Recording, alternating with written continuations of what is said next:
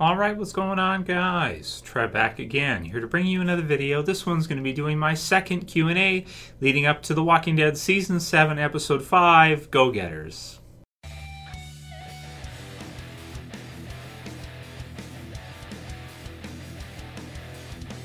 And spoiler warning for this one, if you haven't seen up to current time, which is The Walking Dead Season 7, Episode 4, if you haven't seen it yet. And we're going to be comparing to what comes after, which is the volume that we're currently seeing translated. We got Neegs here from the comic book series, the TV series. 100, issue 100 is right there in the red at the back. Pretty much, if you look at it, the end of the premiere is where that issue 100 ends. So the ta-ta line, where when Negan says that right near the end of that episode in the premiere for Season 7 is the end of that volume. This volume is the next part, and then after this is March to War, which is green right there behind my Daryl figure. Right there. So in this one, we're going to focus on the pacing a little bit and talk about filler. Now, kind of to get it out of the way first, does The Walking Dead really have filler? It depends on how you want to look at filler. I like to think of it as The Walking Dead TV series is pretty much always of good quality. There's very few parts of the series that are unwatchable, or very few parts that just like totally suck and are not exciting or not interesting, dramatic or emotional. In any way. There's very few parts. There probably is a few parts, like some of Season 4, I think, has a couple episodes here and there, and each season does have some that are a little slow, and you do get some people that don't like them too much. So with regards to filler, technically Daryl is filler, technically Merle is filler, Simon is filler, so there's lots of stuff they've added in that can still be good quality. So when I say filler, I don't necessarily mean total crap, which is a word that's often used for filler, just to space things out and extend the story on further. Now, with the Walking Dead TV series being translated from the comics, it is a problem with the show that they would not want the show to catch up to the current releases of the comic book. Now, how they combat that, usually they cover about 3 volumes per season, 3 volumes of The Walking Dead. This season actually looks quite a bit different. This season looks like it may only cover 2, really. So maybe not even all of those 2. What they're doing this season, it looks like, is they're really taking their time and they're expanding things out. Episode 2 with Morgan and Carol in the Kingdom, kind of an expanded episode from the comic book series version, is not nearly as in-depth with regards to meeting the Kingdom and meeting everybody there as it is with the TV series. They've expanded that into a whole episode by itself with Carol and Morgan. We have Episode 3 with The Cell, which is another thing that they've expanded. They've taken some parts where we're just kind of getting to see the Sanctuary, which is Negan's home base, and they've expanded on Sherry, they've expanded on Dwight, they've expanded for Daryl, because he doesn't exist in the comics, and they've kind of put that in there too. So both of those episodes are expanded from very small amounts of the Walking Dead comic book series. Episode 4 includes the first visit from this volume, but the visit in this volume is very kind of short. It's not very long where Negan comes and visits. There's some dialogue in that, and he does ask Rick to hold Lucille in that, but it's pretty quick. I mean, if I look through and see how many pages it actually covers, it's not that much. Granted, it is pretty cool to get to see that actually happened.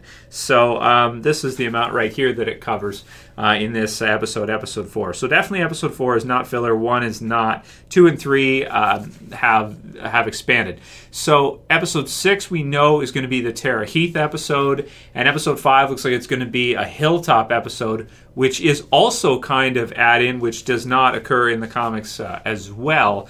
So they've expanded it again. So what we're starting to see right now, I think for Season 7, which is a bit different from the other seasons, I would say, is they're really expanding. They're really taking their time with these comic book moments, and they're really making them count, and they're really stretching them out quite a bit. Maybe about as much as you can without anybody noticing too much.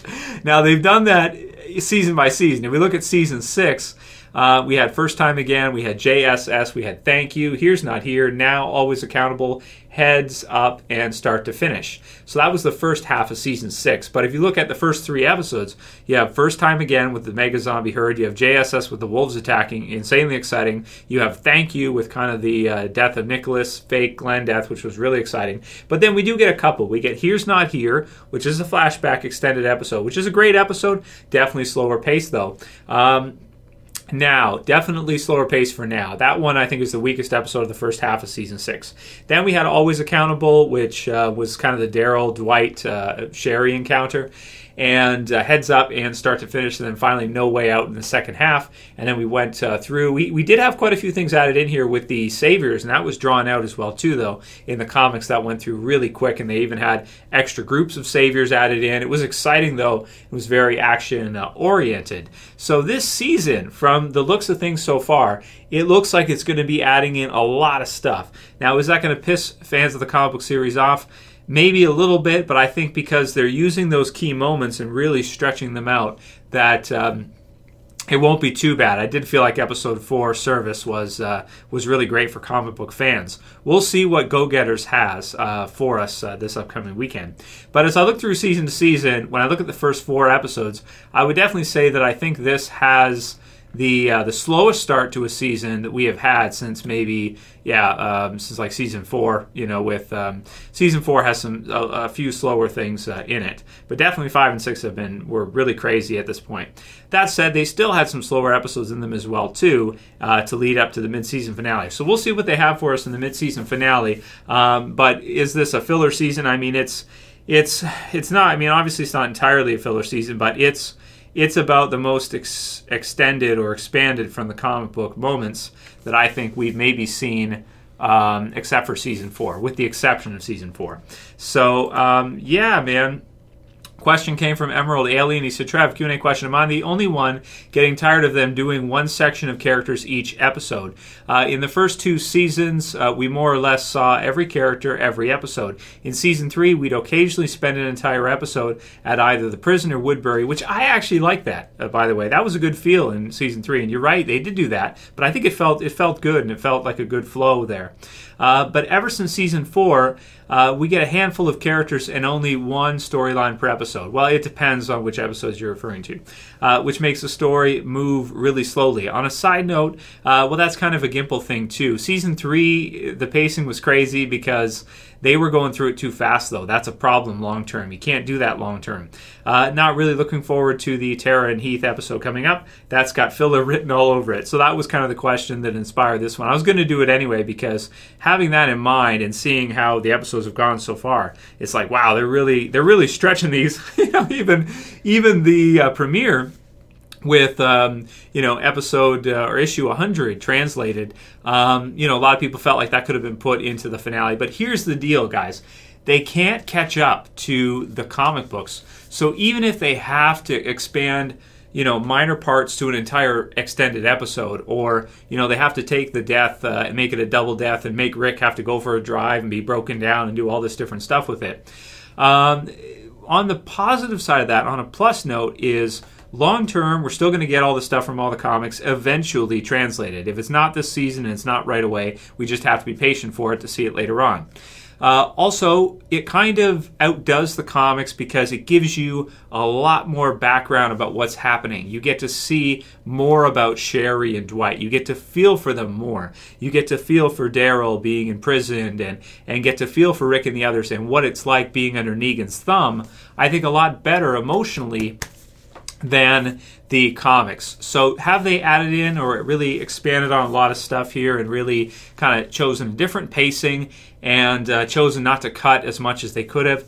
Yeah. Have they spaced it out? Yeah. Is it the most exciting thing to watch for comic book fans during the time? Probably not. But is it good for the long-term health of the show?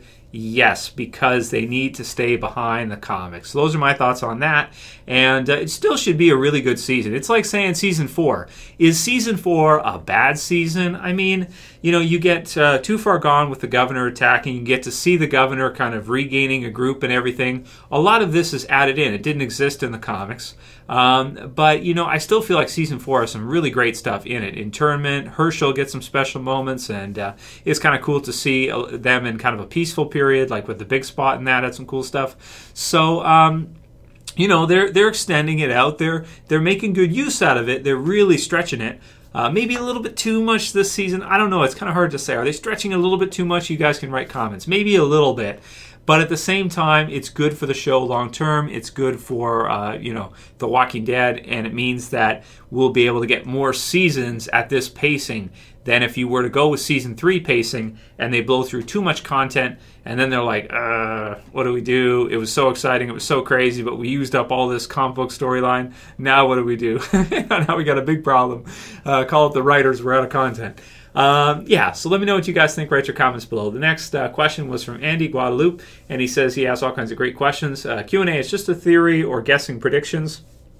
I think the mid-season finale will be Rosita's actions may cause her life or possibly Spencer's as well, a.k.a. the maybe possibly a death from the comics. Love to hear your thoughts. Yeah, that's a good question, man. What we'll see for the mid-season finale. Right now, I'm not really privy to spoilers, so I'm kind of in the dark on this one almost entirely, which you could say is a good thing, or maybe for you guys, you'd like to hear more insight if I was more privy to spoilers. But I'm really not sure what they're going to do because they're extending the season out so far. Maybe we could see Rosita and Spencer get into something and one of the two of them be killed for the mid-season finale. We've definitely got to see something, or maybe Carl try to go after Negan or something. Geez, man, I have no idea what they're going to do with the mid-season finale. And I'm also interested to see how they're going to make it like epic or big or exciting when, aside from the premiere in this one, we haven't seen a feel like that. Whereas if you look at season 6, the whole majority of the season feels like that, because you got like all these zombies, all this crazy shit happening, and then you got Nicholas and Glenn, you got JSS, you got all this craziness happening. It certainly is a different type of feel and a different type of season. So that's all I can really say about that, and I have no clue for the mid-season finale. There'll probably be one death, I would think, or maybe two. Where is it going to occur? At Alexandria, maybe at the Sanctuary. We'll see what happens. Yeah, it's going to be nuts, man. But I think you're onto something. I think it'll probably be something like that. It seems to be shaping up to be. We'll see in a couple episodes. Nick says, I don't get why Daryl didn't say anything when Negan told him to sway him. That was actually from Hussein Al Mayoyad, but then Nick replied to him, he was scared, it was a test. That's true. Daryl doesn't really want to kind of play the game the way Negan wants him to. He's kind of being defiant, and as a result, he's getting put through some pain. But at the same time, he's like, that's how he wants it. He wants to stay true to himself and true to his values, even if it hurts. And I think you got to respect that. I think you have to. Dwight is still trying to turn him, I think. But I respect Daryl for sticking to his values, even though it hurts and everything. And I think he figures that there'd be no point. Like you said, he might be either scared to, or he might just be like, whatever. He's not going to go along with this one way or another. And I respect that. So Adam McNeil says, hey, Trev, I've been a subscriber since season 2. Why do you think these saviors let Michonne keep her sword? Cheers from Nova Scotia. So that's pretty cool, Adam. I recognize your name and everything. That's crazy that they did. I mean, it's weird, right? Because it's like, okay, they took all their weapons. A sword is a very deadly weapon. But maybe they view it, because it's not a firearm, as more of a zombie killing weapon. See, this is what I was thinking too. They gotta leave them with something. I'm surprised Negan took like all their guns so far as he knew. I would think that they would leave him with at least a few guns, so that at least sidearms or something, so that if another group attacks them or something happens, then they can defend themselves. Right now, if the wolves were to attack them, it would be pretty nasty. Like if the wolves attacked right now, it would not go well, I don't think. Rick and the group might actually lose because they have nothing to defend themselves with. And yeah, it's they're in a pretty bad state right now, absolutely. So yeah, but luckily they didn't take Michonne's sword, probably because they're not too worried about it. Plus, she is female, so they might not see her as deadly as she is. They might think, oh, whatever, she's probably okay with the sword. But little do they know she's like super deadly with it. Yeah. We'll do a couple more. Next one's from Af Mill. He says, oh my God, this is so stupid. Why didn't they just fudge the gun inventory numbers? Thank God for Eugene. And why does the kingdom have guns if Negan takes them all? So I think Negan took those from Rick in the group because he actually knows what they're capable of. I don't think Negan puts the kingdom and Ezekiel on the same level as Rick. I mean, he found the bazooka. He knows that Rick has cleaned out dozens of his men, lots, like, what is it, 50? Somebody counted like 50 in total of his guys. So Negan knows that Rick and the group are, very, very dangerous. That's probably some of the reason why he took Daryl with him, is because, man, they are really tough, and he wants to make sure with them that he doesn't take any chances like that. The kingdom, I don't think he sees the same way, but at the same time, it doesn't look like the kingdom is armed to the teeth. I mean, Rick and the group, they had a huge, armory. Like, they had tons of stuff, right? So, absolutely. Plus, he was kind of taking back some of what Rick and the group probably took from the satellite station outpost, too. And the last one will be from James Temple. And he says, hey, Trev, do you think that Gabriel could become Rick's new right-hand man? We saw him progress a lot as a character throughout Season 6. And with him covering for Maggie in the last episode, I'd like to hear your thoughts. Thanks, and keep up the good work. So, man, Father Gabriel is hilariously awesome. I love the line, this one where he freaks Negan out. It's really funny, and it's the same thing as he kind of did to the group in Season 5. It's like this really creepy, like too happy. He shouldn't be this happy in this set of circumstances. But I like his positivity. I like that he's trying to help Rick and stay positive as best he can, and that they'll get through it, and he has faith, and he believes they'll survive and everything. And I think it's pretty amazing. I think it's really awesome. They need that. Even Rick does right now, I think. And I don't see him as a fighter, but if he has to, he will. If he has to fight, he will. The thing is I don't know if I'd see him as Rick's like right-hand man, but I thought I'd put this in here just to say that I think Gabriel is awesome, and I really changed my tune about him. I did not like him, back in Season 5 and that. And the last couple of seasons, man, he's really become a really fun character to see in the series. So I love what they've done with him. And that'll be it for today's Q&A, guys. Let me know what you think about the pacing of Season 7 so far. Write your comments below. And if you like this video, please don't forget to thumb it up below. You can also share. You can favorite. And if you're new and you want to subscribe, bottom left to subscribe. That's it for this one today. See you guys tomorrow for another. It's Trev. I'm saying peace. Later, guys. See ya.